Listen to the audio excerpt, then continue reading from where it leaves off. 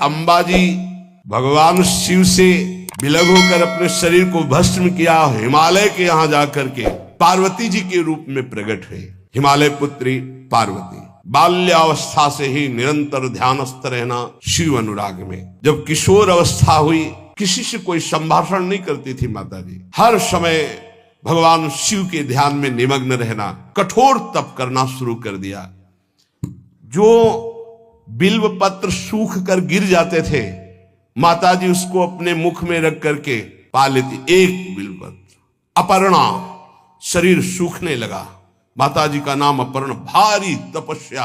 भगवान शंकर को एकदम बोध हुआ कि सती का जन्म पार्वती के रूप में हिमालय के यहां हो चुका है और वो हमारे लिए कठिन तपस्या कर रही है। तो सप्त ऋषियों को बुलाया और उनसे कहा कि जाओ इनके प्रेम की परीक्षा लो। जानते हैं, सब कुछ जानते हुए भी ये होता है। जैसे लोग कहते हैं भगवान जानते हैं अपने भक्त को, तो परीक्षा क्यों लेते हैं? तो पढ़ाया तो टीचर ने ही है, तो सालाना परीक्षा तो होगी ही कि तुम क्या पढ़े हो। ऐसे ही तुम्हारे प्रेम की परीक्षा होगी। तुम हरि को चाहते हो या हरि की रची हुई माया को? हरि की हुई रची हुई माया में आकर्षित हो गए तो जीरो आ जाएगा। और हरि की तरफ देखते रहे, माया से बच गए तो नंबर आ जाएंगे। 100 के 100 आते हैं, यहाँ 98-96 नहीं आते। 2 ही चैप्टर हैं, हरि पसंद कर रहे हो या हरि की माया। हर भक्त के सामने आता है तो प्रायः लड्डू ही खाने को मिलता है। बचता वही है जो मामे वे प्रपद्यन्ते माया में ताम तरंति थे। केवल हरि।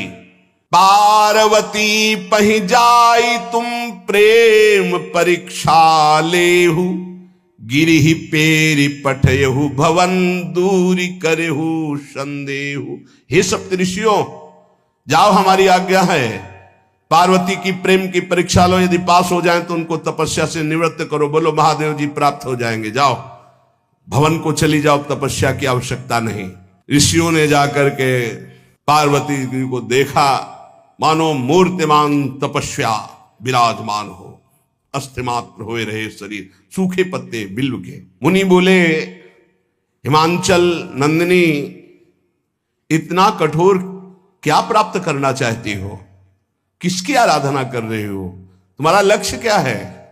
यदि हम सुनने के अधिकारी हों तो आप कृपा करके बता सकती हैं। पार्वती जी ने कहा, मन बड़ा सकुचाता है आपसे ये बताने में। आप लोग कहीं मेरी हंसी ना उड़ा दें जो मेरा लक्ष्य है। मैंने भी बहुत सिखाने की कोशिश की, लेकिन मेरा मन नहीं मान रहा, हठ पकड़ लिया है।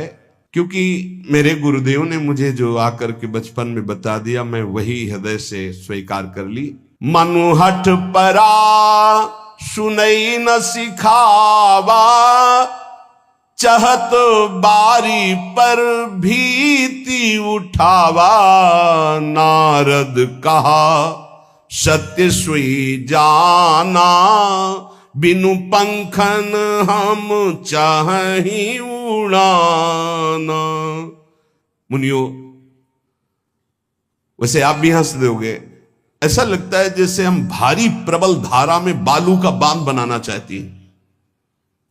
कहां भगवान शिव और कहां मैं? मेरे गुरुदेव नारद ने बचपन में आकर के कहा, तुम्हारे पति देवाधिदेव महादेव होंगे। बस मैं तब से अपने पति की प्राप्ति की आराधना कर रही हूं। पता नहीं आप मेरी बात सुनकर हंसेंगे कि मानो बिना पंख के मैं आकाश को छूना चाहती हूं। ऋषि हंस पड़े और कहा, बात तो सही है। पर्वत से उत्पन्न हुई हो तो इसलिए तुम्हारी बुद्धि भी हमें लगता है जड़ ही है। नारद के उपदेश से आज तक किसी का घर बसा है? नारद के उपदेश से किसी का घर बसा है? अरे जिस जिसका उपदेश किया उसको बैरागी बना दिया, गृहस्थी तो बनाया नहीं। नारद उपदेश सुनकर किसी का घर बसा हो ऐसा तक प्रमाण नहीं है। देखो, दक्ष के पुत्रों को उपदेश किया, 10,000 एक को 1,000 एक, लौट कर नहीं आए, सब बैरागी बन गए। चित्रकेतु को उपदेश किया, घर चौपट हो गया। प्रहलाद जी को उपदेश किया, पूरा हिरण्यकश्यप का नाश हो गया। नारद सीख जे सुनहि नर नारी, अवसि होई तजी भवनु भिखारी। तुम्हारे गुरु नारद जी की जो सीख सुना बर्बाद हो गया, बाबा जी बन गया, भजनानंदी बन गया। वैसे हम बताएं, नारद जी हैं बड़े कपटी, ऊपर से साधु का चिन्ह है, अंदर से कपट। क्या कपट? उसके संसार का नाश कर देते हैं, भगवान से जोड़ देते हैं। मुझे नारद जी की बात कम समझ में आती है। ये उल्टा बोल रहे ऋषि परीक्षा के लिए, गुरु निष्ठा हटाने के लिए, समझ रहे हो? पार्वती जी ने कहा बचपन में मेरे गुरुदेव ने बता दिया, वही मैं। नारद जी की बात आज तक घर किसका? जो नर नारी नारद की बात सुने भवन त्याग करके भिखारी बन गया, प्रमाण है। उनके वचनों पर तुम विश्वास मान रही हो। महादेव जी को पति निर्गुण नीलाज कुबेश कपाली, अकुल अगेह दिगंबर ब्याली। नारद जी ने तुम्हें भगवान शिव को पति बिल्कुल निर्गुण समझो। निर्गुण को बता, दूसरा भी अर्थ होता है और एक अर्थ होता है कि कोई गुण नहीं। नीलाज, नंगे धड़ंगे घूमते कभी कभी। दिगंबर, कोई लज्जा नहीं। कुबेश, भाई सुंदर मुकुट लगाए हो, पोशाक पहने हो, नहीं, चिता की भस्म लगाए, मुंडों की माला पहने, बहुत बाघंबर डाल लिया, ये कुबेश है। कपाली, मनुष्य के मुंडों की माला। अकुल, आज तक कोई पता नहीं लगा कि किस कुल के हैं महादेव जी, क्योंकि सब कुलों के मूल है, मूल का मूल वही है, उनके मूल कोई है नहीं। आगे एक दीवाल नहीं है, 60,000 योजन का एक बरगद का पेड़ है, उसी के नीचे रहते। 60,000 योजन, 1 योजन 4 कोस, 1 कोस 3 किलोमीटर। कितना बड़ा वटवृक्ष? कैलाश में एक वटवृक्ष जिसके नीचे रहते 60,000 योजन का। 6 ऋतुएं शोभा देती उसी वटवृक्ष के। और कोई घर तो है नहीं महादेव जी के। और आभूषण भूल मत करना, बड़े बड़े विषैले सांपों का आभूषण कोई सोना चांदी नहीं पहनते महादेव जी। हमें लगता है ऐसा दूल्हा के लिए ऐसा तप। नारद जी ने ठग लिया तुम्हें, पागल बना दिया तुम्हें। देवाधिदेव महादेव के सुनो, इन्हीं ने शिक्षा दी थी सती को। ऐसे बौरे पति मिले, आग में जाके शरीर भस्म करना पड़ा। इसलिए हम तुम्हें बता रहे हैं कि बहुत सुंदर दूल्हा हम देख के आए हैं। हम जान गए थे कि तुम तपस्या कर रही हो।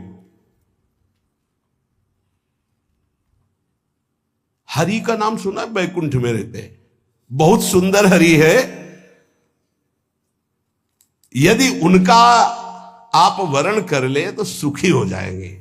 बैकुंठ राजधानी, अब आभूषण उनके क्या कहना, पार्षद सही। ऐसे शिव जो चिता की राख लगाते हैं, सांपों की माला पहनते हैं, मुंडों की माला, सांप का जनेऊ, बाघंबर, हमें तो पसंद नहीं आए। और हमारी बात मान लो, ऐसे के पास स्त्रियां टिक नहीं सकती जिनके घर नहीं, आभूषण नहीं, धन नहीं, कोई भोग सामग्री नहीं हो, उदासीन, उनको किसी से मतलब नहीं।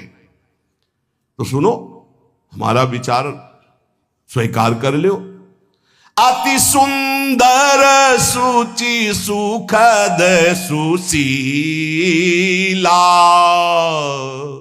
गावहि वेद जासु जस लीला। असबर तुम्हि मिलावब आनी। बहुत सुंदर त्रिभुवनपति, बड़े सुशील गुणवान, जिनका यश वेद गाते गाते अघाते नहीं है, कोई दोष नहीं, सद्गुणों के समुद्र, लक्ष्मीपति, वैकुंठाधिपति।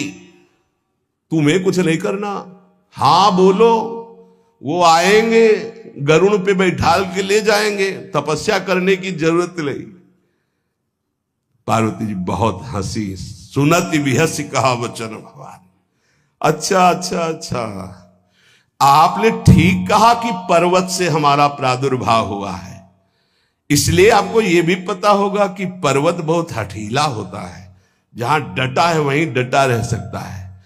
सुनो, पर्वत से सोना भी उत्पन्न होता है जो आग में जलाने पर भी अपना तेज बढ़ाता है, घटाता नहीं। तुम मेरे गुरुदेव के प्रति ऐसा बोले कि वो जिसको उपदेश करते हुए उसका घर उजड़ जाता है, तो बसौ भवन उजरो नहीं डरो, पर नारद बचन न मैं परिहरऊं। अपने गुरुदेव के एक भी शब्द को मैं नहीं काट सकती, चाहे मेरा जीवन रहे या ना रहे। बसन हमारा और हमारा भवन, हमारा श्रृंगार, हमारा सर्वस्व ये मिले या ना मिले, पर हमारे महादेव जी मुझे मिले। तुम आभूषणों की, वसन भूषण की बात कर रहे हो, ग्रह की बात कर रहे हो, पद की बात कर रहे हो। गुरु के बचन प्रतीति न जेहि, सपने हूं सुगम ना सुख सिद्धि तेहि। एक बात तुम्हें बता दूं सप्तऋषियों, जिसे अपने गुरुदेव के वचनों पर विश्वास नहीं, गुरुदेव का भरोसा नहीं, उसे कभी कोई सुख और सिद्धि कदा प्राप्त ही नहीं हो सकती। महादेव वो गुण भवन विष्णु सकल गुण धाम, जय कर मनोरम जाहि संते ते ही संकाम। आपने बताया कि महादेव में कोई गुण नहीं है और विष्णु समस्त सद्गुणों के धाम है, मैं मानती हूं, लेकिन मेरा मन महादेव जी से रम गया है। अब तो केवल महादेव जी, पहले मिलते हो सलाह करते तो तुम्हारी बात सुनती, अब तो गुरुदेव नारद जी ने जो उपदेश किया वही मैं करूंगी। अब मैं जन्म संभुहित हारा, को गुण दूषण करे विचारा। ये इष्ट निष्ठा होनी चाहिए। अब तो हमारा जन्म आराध्य देव के लिए, अब कौन गुण दोष का चिंतन करे। जन्म कोटि लग रगर हमारी, बरऊं शंभुनता रहूं कुमारी। करोड़ जन्म लूंगी, अगर इस जन्म में महादेव जी ने मिले तो करोड़ जन्म लूंगी, हर जन्म तप करूंगी, पर हमारे प्रीतम होंगे महादेव, पति होंगे महादेव। तजऊ न नारद कर उपदेशु, आपु कहीं सत बार महेशु। हजार बार आकर के, सैकड़ों बार आकर महादेव जी भी कहें कि अपने गुरुदेव के वचन छोड़ दो, तो मैं अपने गुरुदेव के वचनों का त्याग करने वाली नहीं। आप जा सकते हैं, बहुत जगत में कुंवारी कन्याएं और कुंवारे वर हैं, उनका ब्याह करा दीजिए। मेरी तो केवल एक ही बात रहेगी, हर जन्म महादेव जी के लिए। समस्त सप्तऋषियों ने साष्टांग दंडवत की और कहा, जगदम्बा आप नित्य शिव की अर्धांगिनी, भगवान शिव ने ही मुझे भेजा था आपकी परीक्षा के लिए। जाओ, भगवान शिव सब जान रहे हैं, ब्याह पक्का, अब आपको तप करने की जरूरत नहीं है। तुम माया भगवान शिव, सकल जगत पितुमात, नाई चरण सिर मुनि चले, पुनि पुनि हर्षत गात। प्रणाम करके सप्तऋषि गए, हिमांचल से कहा सादर अपनी कन्या को लिवा लाओ और ब्याह की तैयारियां शुरू करो। महादेव जी ब्याह के लिए पहले से ही राजी हैं और समस्त देवता ब्रह्मा जी आज उनके पास जा रहे हैं प्रार्थना करने के लिए। इधर जब पार्वती जी को लेकर हिमालय अपने घर पे आते हैं, तब भगवान विष्णु, समस्त देवता, ब्रह्मा जी कैलाश पहुंचे, जहां भगवान शिव विराजमान थे। सबने स्तवन किया और कहा, प्रभु बहुत दिन से एक लालसा है, सकल सुरन के हृदय शंकर परम उछाहु, निज नैनन देखा चाहें नाथ तुम्हार विवाह। भगवान विष्णु ब्रह्मा जी समस्त देवताओं ने कहा प्रभु हम सबके मन में एक उत्साह है, आप दूल्हा हो हम सब बराती हो, आपका विवाह देखना चाहते हैं। प्रभु ये उत्सव देख ले तो हमारा जीवन सार्थक हो गया, आप हां बोलो। कामदेव के मद को चूर करने वाले आपको दूल्हा रूप में देखना चाहते हैं हम सब।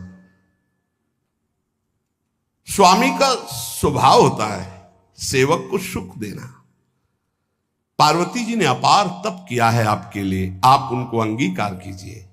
भगवान विष्णु ब्रह्मा जी की प्रार्थना सुन करके भगवान शिव जी ने कहा तथास्तु, ठीक है ब्याह पक्का। देवताओं ने नगाड़े बजाए, फूलों की वर्षा होने लगी, देवाधिदेव महादेव की जय के नारे कैलाश में गूंजने लगे। सप्तऋषि भगवान शिव के पास आए, कहा प्रभु बड़ी अनन्य है पार्वती जी आपकी, अखंड प्रेम है।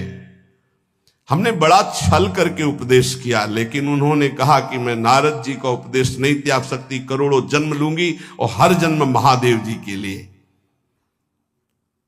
भगवान शिव जी की आंतरिक वृत्ति जो पार्वती जी की प्रीति की है उसे कोई नहीं जानता। बहुत विरह में रहे, ऐसा न समझे कि देवाधिदेव महादेव जी परम उदासीन है, नहीं। सती जी के वियोग में बड़ी विचित्र दशा महादेव जी की हुई थी।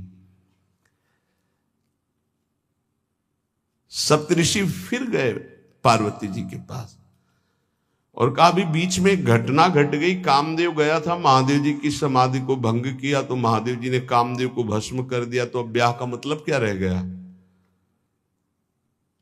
भवानी ने कहा तो तुम क्या अभी तक भगवान शिव को कामयुक्त देखते थे क्या? क्या तुम समझते हो तुम्हारे जान काम अब जा रहा? अरे अब लग शंभु रहे सभिकारा। तुम्हारी नजर में अभी तक भगवान भिखारी थे और अब काम को भस्म किया है। अरे हमने भगवान शिव की आराधना की, हमरे जानी सदा शिव जोगी, अज अनवद्य अकामो अभोगी। मैंने तो शिव को सदा ही योग संपन्न ब्रह्मबोध देखा है। वचन और कर्म से मन से मैंने यदि भगवान शिव को अपना स्वामी माना है, योगी, अजन्मा, अनिंद्य, काम रहित, भोगहीन, तो निश्चित मुझे प्राप्त होंगे। भगवान शिव के पास फिर सप्तऋषि गए, बोले प्रभु गजब की निष्ठा है, केवल आपके प्रति प्रेम है। ब्रह्मा जी ने लगन रची, सप्तऋषियों को बुलाया और कहा ब्याह दोनों तरफ, ये लड़की पक्ष की लगन, ये वर पक्ष की लगन। ब्याह तय हो गया, दिन नक्षत्र घड़ी, नगाड़े बजने लगे, देवताओं के लिए सुमन वृष्टि हुई। ब्रह्मा जी ने सबको बुलाया, हिमालय ने सबको निमंत्रण दिया, बड़े बड़े पर्वत भेंट लेके आ रहे हैं, बड़े बड़े रसनिधि समुद्र भेंट लेकर के आ रहे हैं।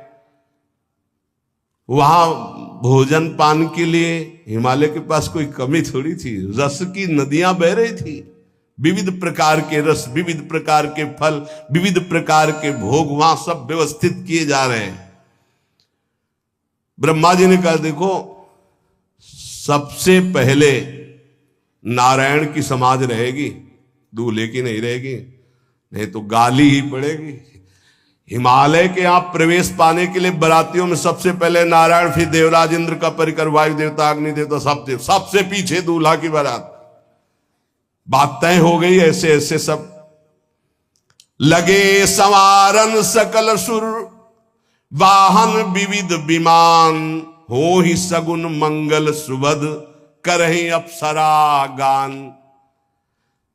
सब अपने अपने वैभव संपन्न सब तैयार हो रहे हैं। बोले महाराज दूल्हे को तैयार किया जाए। शिव ही शंभुगन करहि सिंगारा, जटा मुकुट अहि मोर संवारा। कुंडल कंकन पहिरे ब्याला, तन विभूति पट के हरि छाला। शशि ललाट सुंदर सिर गंगा, नयन तीन उपवीत भुजंगा। गरल कंठ उर नर सिर माला, अशिव वेश शिव धाम कृपाला। कर त्रिशूल अरु डमरु विराजा, चले बसहा चढ़ी बाजहि बाजा। देखी शिवहि सुरत्रिय मुस्काहि, बरलायक दुल्हनी जग नाही। दूल्हे की तैयारी हो रही भाई, चिता की भस्म, चिता की भस्म। जैसे पाउडर ले गए, पहले चिता की भस्म लगाई गई, अब जटाएं बांधी गई। जटा ऐसे त्रिभुवन का विनाश जब करना होता, जटा खोलकर जब तांडव करते तो कोई नहीं बचता। जटा कटा संभ्रमम भ्रमण निलंप निर्झरी, बिलोलवी चिवल्लरी विराजमान मूर्धनि। धगत धगत धगत जो ललाट पट्ट पावके। तीसरा नेत्र मानव विश्व का विनाश करने के लिए उसे पटबंद किए हुए विशाल जटाएं। जटा का तो मुकुट सवार आ गया, अब जटा बंध है का ऐसे सांप, ये मुकुट सांप। और कुंडल करिया और भूरी भी थी, हाँ सोने चांदी के लिए। डंक मार दे तो बेहोश हो जाओ ऐसे। पहिरे ब्याला, बाजूबंद छोटे फण वाले, है कोई पनिहा कोई दुमहा ऐसे। और ऐसे जनेऊ वासुकी नाग, गले के माला भगवान का विभूत, ऐसा स्वरूप है। और शेर की छाल नीचे, शशि ललाट, द्वितीया का चंद्र, शशि ललाट, ये मुकुट द्वितीय का चंद्रमा। सुंदर सिर गंगा, भगवती गंगा, फव्वारे ले उठते जटा के बीच से गंगा जी। नयन तीन, माथे वाला बंद है, दो खुले हैं। उपवीत भुजंगा, जनेऊ वासुकी नाग। गरल कंठ, नीलकंठ विष यहां रोके हुए। और मुंडों की माला, हाथ में त्रिशूल, डमरू बंधा हुआ, नंदकेश्वर पे सवार। बोले ऐसे दूल्हा के लिए दुल्हन तो त्रिभुवन में नहीं मिलेगी, ऐसा दूल्हा दुल्हन का मिलेगी। अच्छा, दूल्हा सज गया, ब्रह्मा जी ने देखा, बोले महाराज आगे आपकी सवारी। नारायण भगवान उनके चतुर्भुज पार्षद, शोभा सुगंध सौरभ, आगे गरुण पे सवार, पीछे हंस पे सवार ब्रह्मा जी अपना परिकर, देवराज इंद्र, भगवान विष्णु जी दूल्हे की तरफ देखे, बोले महाराज विष्णु कहा अस बिहस तब बोल सकल दिशराज। बिलग बिलग होई चलो सब निज निज सहित समाज। कोई भी दूल्हे के पास मत फटको, पीछे रहने दो, सब अलग अलग समाज चलो, नहीं पानी नहीं मिलेगा हिमालय के अगर आगे ये हुई तो। अब तो वर अनुहारी बरात न भाई, हंसी करहियो पर पुर जाई। नारायण ने कहा कि दूल्हा के अनुरूप ही हम सब बराती नहीं भैया, दूल्हा सबसे पीछे, सब बराती क्रम से पहले हम, फिर ब्रह्मा जी, फिर देवराज इंद्र, ऐसे सब। भगवान शिव ने कहा तुम अपने पार्षद सब लिए हो, तो हम बुलाते हैं। श्रृंगी निकाली, जे ही बजाया तो भगवान शिव के पार्षद आ गए। शिव अनुशासन सुनि सब आए, प्रभुपद जलद शीस तिन, जय हो महाराज की आज्ञा करो। अरे बोले विवाह हमारा बहुत दिलों से आओ। घुचप्पा जैसे देखो ना, अगिया बैताल। हाँ अब कैसे शिव के बराती हैं, जरा ये आगे पार्टी तो निकल गई बंदनी।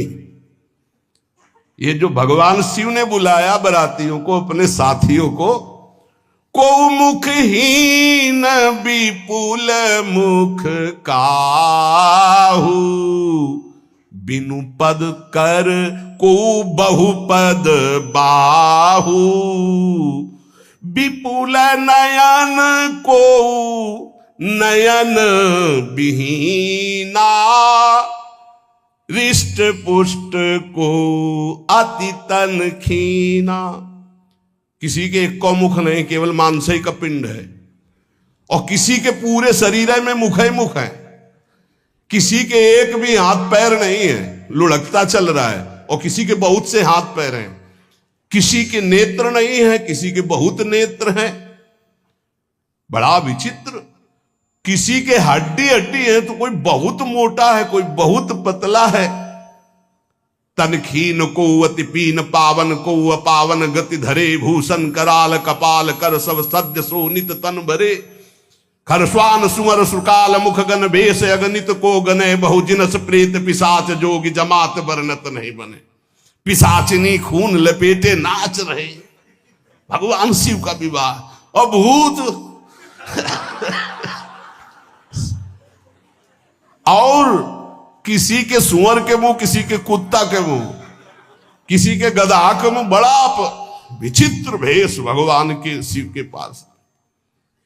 नाचहि गावै गीत, कौन अप्सरा गंधर्व नहीं, परम तरंगी भूत हो, ऐसे बच रहा है। ये गान हो रहा, हड्डी हड्डी है भूत की। भगवान शिव के सामने नाच रहा है, गा रहा। कैसा शोभा होगी, खून लपेटे पिशाचिनी, अगिया बैताल, रोड लाइट, अगिया बैताल, भगवान शिव की बारात।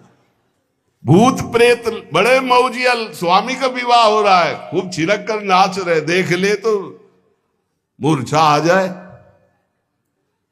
अब बनी है बारात, तो जस दूल्हा तस बनी बराता। बाजा कौन बाज रहे हैं? कोई गाल बजा रहा है, कोई मुंह बजा रहा है, वो बैंड थोड़ी बज रहे। कोई चीख रहा है तो जैसे अलग अलग नहीं, तुरही बज रही, ये बज, वहां कोई बाजे नहीं, सब भूत है। भूत प्रेत पिशाचिनी ऐसे स्वर निकल रहे हैं। अब भगवान शिव चले नंदिके पर सवार होकर, जस दूल्हा तस बनी बराता। हिमालय बड़े उत्सव में है। देवाधिदेव महादेव जी की महिमा हिमालय की पत्नी से नारद जी ने सब सुना रखी है। अब तो जितने भी सुंदर सुंदर सब पदार्थ, सब व्यवस्थाएं, सब किए, हाथ जोड़े खड़े हैं। जगदम्बा जहां विराजमान है, वहां सिद्धियों की कौन सी कमी है। ये हुआ कि जय हो बारात पधार रही है, सामवेद का गान करते हुए गरुड़ पर विराजमान भगवान नारायण। सब हिमालय वासी ओहो धन्य है, धन्य। यही दूल्हा है, बाराती है। दूल्हा तो भी बहुत सुंदर हो गए, सब देख के लुभायमान हो गए। नारायण परिकर सब। पीछे देखा हंस पर सवार भगवान ब्रह्मा जी, चतुर्मुख, वेद सब। दूल्हा पीछे, गांव के नगर के लोग है ना, ये दूल्हा नहीं, सयाने लोग कहते हैं दूल्हा। दूल्हा तो ये तो ब्रह्मा जी है, देवराज इंद्र। ये दूल्हा नहीं, नहीं नहीं, ये दूल्हा नहीं, ये दूल्हे की बाराती है। वो गजब, इतने सुंदर दूल्हे के बाराती, तो दूल्हा तो फिर बहुत हृदय में आनंद है, उत्साह है। नगर की बालक बालिकाओं नौबधुओं को ऐसे देख रहे, दूल्हा कौन है ऊपर से चढ़े। जब सब निकल गए तो बहुत हृदय में आनंद था कि अब दूल्हा के दर्शन होंगे। जोई दूल्हा की पार्टी आई, शिव समाज जब देखन लागे, भीतरी चले बाहन सब जितले अगवाली कर ले आए थे, धोती संभाल के जान बचा के भागे। जो बड़े बूढ़े थे, जो महिमा सुने थे, वो धरि धीरज ताहा रहे सयाने, बड़ी हिम्मत करके रुके कि शिव हैं। लेकिन जो नौजवान बालिकाएं, बूढ़ी नौबहुएं, ये को वहां मंगलाचार में नहीं टिकी, सब अगवानी पे भाग पड़ी। धीरज धर करके बालक घर में पहुंचते, जवान पहुंचते, बहुएं क्या बात है, तुम लोग भयभीत क्यों हो गए, कोई घटना घटी क्या ब्याह में? कहीं काह कही जाई न बाता, ये जमकर धार की धो बरियाता। बारात है, यमराज की पूरी सेना आ गई है। भैया दूल्हा देखा कैसा? बोले बरु बौराह बसह असवारा, ब्याल कपाल विभूषण छारा। देखा है दूल्हा? बरु बौराह, बावरा है। क्यों? बैल पे सवार है, सांप की माला पहने, भस्म चिता की लगाए, मुंडों की माला। अरे पूछो मत, ऐसा दूल्हा। दूल्हे के शरीर तन छार ब्याल कपाल भूषण नगन जटिल भयंकरा, संगभूत प्रेत पिशाच जोगिल बिकट मुख रजनी चरा। जी के लौट के बता रहे, भाग्य मनाओ, जो जियत रहा है बारात देखत, पुण्य बढ़ते ही कर सही। जिंदा लौट आए बड़े पुण्य समझो, जो बारात देख ले और जिंदा रह जाए, बड़े भाग्य तिनके। देखी सो उमा विवाह घर घर बात सब लरिकन। सबने कहा कि अगर दूल्हा को बाराती को देख के जिंदा रह जाए तो विवाह देख पावेगा, मतलब जिंदा नहीं रहेगा। जो बड़े बुजुर्ग थे वो समझा रहे, देखो भगवान शिव हैं, ये उनकी समाज है, सबको वास दिलाया गया। अब आरती करने के लिए, सुमंगल गाने के लिए नवीन नवीन स्त्रियां पार्वती जी की माता के साथ आ रही हैं। मैना सोने की थाल है, बड़ा आनंद है। दूल्हा का प्रथम दर्शन और आरती लेके जे भी देखा दूल्हा को, यही दूल्हा है। हां, भारी रोष पैदा हुआ कि नारद जी ने बर्बाद कर दिया हमारा घर, हमारी बिटिया सूखे पत्ते खा के इसके लिए भजन करती रही। मैना जी ने पीछे मुड़ के देखा, एक भी नहीं स्त्री थी, अकेले थाली लिए खड़ी थी। लौट के आई, उन्होंने कहा कि सब भाग क्यों पड़ी? बोले प्राण बचाए, ऐसे ऐसे करिया फुसकार रहे थे। कोई थाली पटक दी, आरती की गई, पार्वती जी को गोद में बैठाला और रोने लगी। बिटिया ऐसे के लिए भजन किए हो, ऐसे के लिए तपस्या किए हो? आंसू भर के कहा कि विधाता की बुद्धि मारी गई, जिसने तुम्हारी जैसी सुंदर कन्या, वो ऐसा बावरा दूल्हा, ये संयोग रचा है। बुद्धि खराब हो गई ब्रह्मा की। कसकीन बरु बौराह विधि जय तुम्हें सुंदरता, त्रिपुर सुंदरी भगवती पार्वती जी। अरे जो फल लगना चाहिए कल्प तरु में, वो बमूर में लग रहा है। ये आज वही दिल उत्सव, ब्याह का उत्सव भगवान शिव। अच्छा तो मेरा निर्णय सुन लिया जाए मैना जी का। अगर मेरी बात नहीं मानी गई तो हिमालय के शिखर से अपनी बेटी को लेकर गिर के आत्महत्या कर लूंगी, ब्याह नहीं होने दूंगी, फाइनल। तुम सहित गिरते गिरो पावक जरो, आग में जल जाऊंगी अपनी बेटी को लेके, समुद्र में डूब जाऊंगी, लेकिन ऐसे बोरे बोरा जो ये बर है इसके साथ ब्याह नहीं होने दूंगी, पक्का। सब रोने लगी मैना जी का आदेश सुनकर। मैना जी कहती, हाय मैंने नारद जी का क्या बिगाड़ा था, नारद कर में काह बिगाड़ा, भवन मोर जिन बसत उजारा। कितना बढ़िया सब चल रहा था, बेटी को उपदेश किया कि वर तुम्हारे शिव देवाधिदेव महादेव, बर्बाद कर दिया सब। ऐसा दूल्हा, सच्ची मैं ठगी गई नारद जी के द्वारा, पर अब अपना घर बर्बाद नहीं होने दूंगी। क्या जाने नारद जी बेटी का प्रेम क्या होता है, बांझ कभी प्रसव की पीड़ा जानती है, क्या जाने बाबा जी है हमारी बेटी हो ऐसा दूल्हा। जब देखा कि मां बहुत गुरुदेव को उल्टा सीधा बोल रही है तो उन्होंने कहा, माता विचार पूर्वक।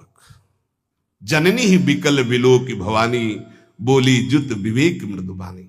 मां विचार पूर्वक, तुम क्यों ऐसा आलाप कर रही हो, अगर मेरे भाग्य में ऐसा पति लिखा है तो तुम टाल नहीं सकती। करम लिखा जो बाउर नाहू, तो कत दोष लगाई काहू।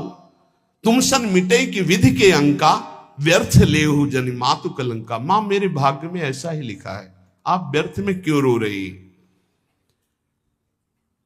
जब पार्वती जी की ऐसी करुण बात सुनी तो सब स्त्रियां रोने लगी, विधाता को दोष लगा रही। नारद जी के पास हिमालय गए, बोले हम तो संभाल लेंगे, घर में सब गड़बड़ हो गया। अरे इनको समझाते कि ठीक से आते, कैसे आए हैं ये, जैसे विनाश कर ले आए हो। अरे ब्याह कर ले आए, घर में सब बिगड़ गया, मैना बिखर गई, ब्याह बंद, अब नहीं होगा, संभालो जाके। नारद जी गए और जाकर के मैना को कहा, देखो ये इनका बाहरी रूप है, ये जो आपके यहां पार्वती के रूप में जन्मी, ये नित्य इनकी अर्धांगिनी सती है, जो यज्ञ भवन में शरीर छोड़ करके आपके यहां जन्मी, ये इनकी नित्य संगिनी है। आप ऐसा शोक मत कीजिए। नारद जी विविध प्रकार से माता को समझाया। इनके द्वारा एक भ्रम हो गया था तो इनको शरीर त्यागना आवश्यक हो गया। जब भगवान श्री राम सिया जी के लिए हे खग हे मृग हे मधुकर श्रेणी तुम देखी सीता मृग नैनी ऐसा पुकार रहे, तो भगवान शिव ने प्रणाम किया और सती जी के मन में संशय हुआ। सती जी ने सीता वेश धारण किया। जब भगवान शिव ने जाना तो उसी समय त्याग कर दिया था कि अर्धांगिनी रूप में अब कभी स्वीकार नहीं कर, क्योंकि पूज्य माता का रूप आपने धारण किया। तो मूल बात ये थी, इसीलिए योगाग्नि में जाकर शरीर को भस्म कर दिया और आपके यहाँ पार्वती जी के रूप में जन्मी है। जब नारद जी ने बताया कि आप बिल्कुल धैर्य रखिए, भगवान शिव का वैभव आपने देखा नहीं, ये इनका बाहरी रूप है, समझाया मैना को तसल्ली। बोले अभी दूल्हा रूप आपको दिखाते हैं, आप चुप रहिए। तब मैना के हृदय में कुछ शांति हुई। जितने गांव के नगर के सब लोग थे सबको सूचना पहुंची, डरो मत, भगवान शिव है, ये लीला कर रहे हैं। अभी नारद जी गए और बोले विवाह करना है कि नहीं करना, शंकर जी से कहा। बोले आए इसीलिए, बोले ये सब बंद करो आप, ये रूप से विवाह होता है, वह हमारी सारी जो बिचौलिया हमें पीट रहे हैं, हम उधर जाओ तो उधर, ये रूप हटाओ। बोले कौन सा रूप धारण करें, दूल्हा रूप धारण करो। भगवान शिव ने जे भी, बहुत सुंदर शिव है, कर्पूर गौरम जैसे चिदानंद, 16 वर्ष की अवस्था, हाथ में दर्पण और अद्भुत मुकुट धारण किए हुए, जटाएं ढकी हुई, गौर वर्ण, वो सुंदर रूप जो देखे सो मोहित हो जाए। ध्याये नित्यम महेशम रजति किरणिभम चारु चंद्रावतन सम। कैसा सौंदर्य रूप महादेव जी का। चलो अब जो जेवनार के लिए सब शुभ नववधुएं सब मैना जी को बुलाया, देखो दूल्हा आ रहे हैं, एक एक कदम ऐसे चल रहे, संभाल संभाल के जैसे चलना सीख रहे हो। तांडव करने वाले चरण है, पर नारद जी ने को अब नहीं, नव किशोर अवस्था, हाथ में दर्पण, वो सुंदर रूप भगवान शिव का, एक एक कदम बारात में जो देखे सो मोहित। मैना ने कहा हो अहो भाग्य, ऐसे दूल्हा बोले वही हैं जो नंदी पे सवार थे, इनके स्वरूप को जानना बड़ा कठिन है। अब जो सुंदर जीवनार हुई बरातियों के साथ भगवान शंकर की बड़े मधुर गीत गाए जा रहे हैं। मुनियों ने फिर हिमवान को लगन पत्रिका सुनाई। विवाह का ठीक समय देख करके समस्त देवता और वेद स्वयं मूर्तिमान होकर वेद उच्चारण कर रहे हैं। भगवान शिव का पाणी ग्रहण संस्कार हो रहा है। पार्वती जी जब श्रृंगार करके सभा में आई ब्याह मंडप पे, तो कोई ऐसा नहीं था जो देखकर मोहित न हो गया हो। त्रिपुर सुंदरी अंबा है, लेकिन सब ने उनके श्री चरणों में सर झुकाया, क्योंकि जगदात्मा महेश पुरारी जगदंबिका जानि भव भामा, सुरन मनन मन कीन प्रणाम। ऐसा सुंदर रूप अंबा जी का त्रिपुर सुंदरी है।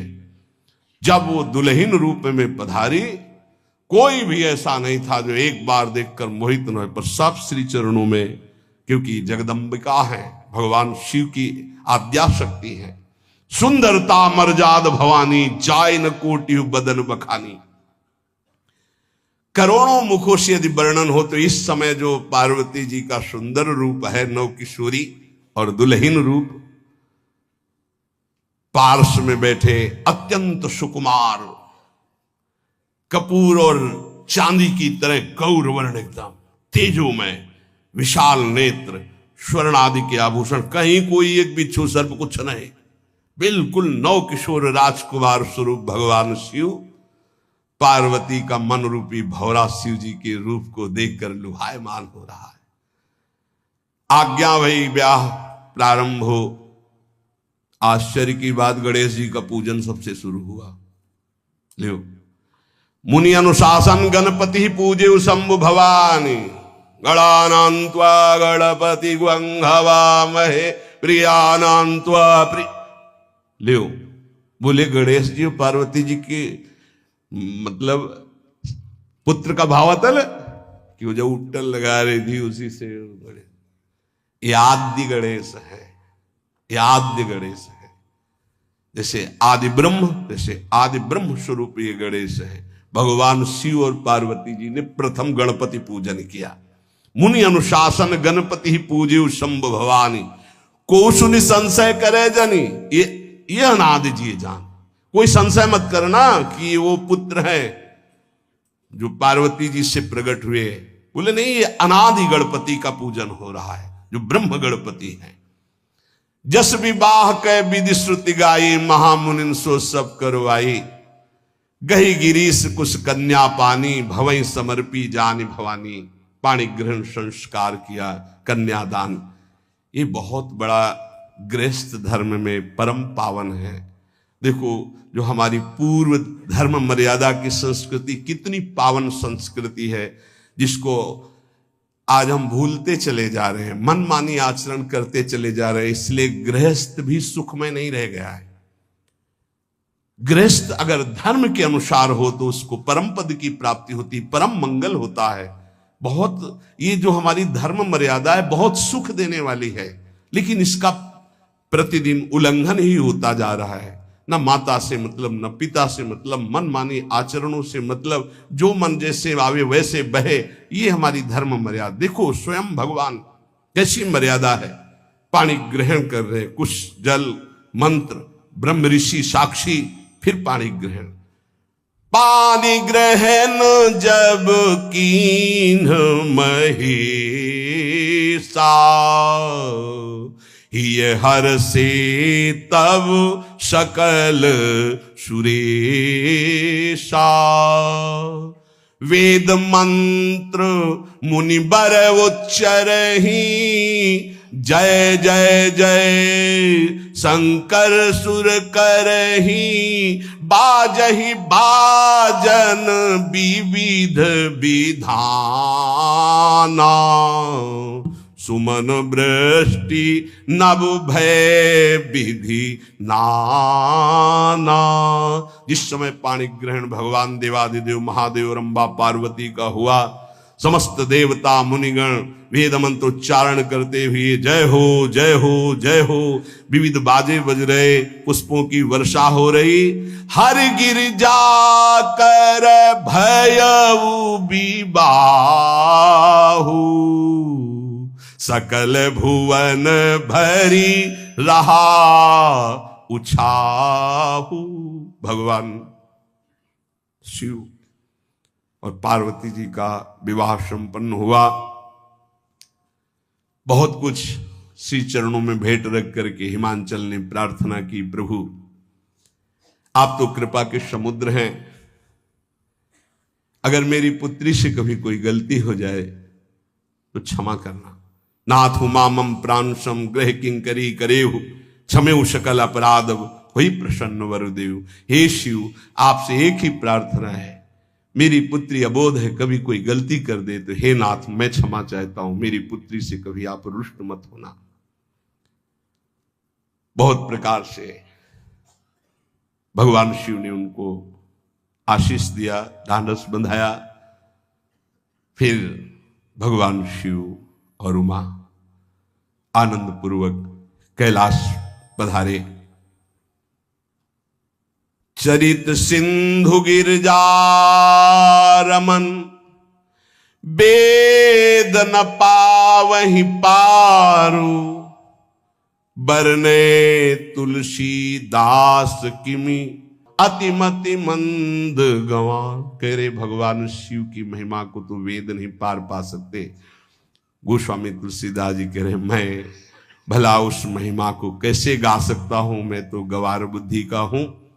भगवान शिव और माता पार्वती जी आज भी अब भी कैलाश में विराजमान है। हर गिरजा विहार नित नयऊ, यही विधि विपुल काल चले गए हो। भगवान शिव और पार्वती का जो मंगल में विवाह सुनेगा, भगवान के चरणों में प्रीति, समस्त पापों का नाश होकर हृदय की निर्मलता, हरिहर में प्रीति निश्चित प्राप्त होती है। क्योंकि ये परम वैष्णवाचार, परम बोध संपन्न जगत गुरु भगवान शिव की लीला हृदय के अहंकार को मिटाती है। ये अहंकार के अधिष्ठात्र देवता है भगवान शिव, और जब तक अहंकार रहता है तो हरि के चरणों में या प्रियाजू के चरणों में प्रीति नहीं होती। सुनहु राम कर सहज स्वभाव, जन अभिमान न राखे काहू। तो भगवान शिव जिस पर कृपा करते तो अहंकार का अपहरण कर लेते हैं और दैन्य भरी भक्ति हरि के चरणों में हो जाती है। इसीलिए भगवान श्री राम अपनी अयोध्या वासियों से हाथ जोड़कर कहा, और एक गुप्त मत सबई कहां कर जोरी, शंकर भजन बिना नर भगति न पावे मोरी। भगवान शिव और पार्वती का ब्याह संपन्न हुआ, आज भी कैलाश में नित्य विहार करते हुए विराजमान है। ऐसे उनके चरणों को प्रणाम करके अपने आराध्य देव के चरणों में प्रीति मांगते हैं। नमः पार्वती पतये।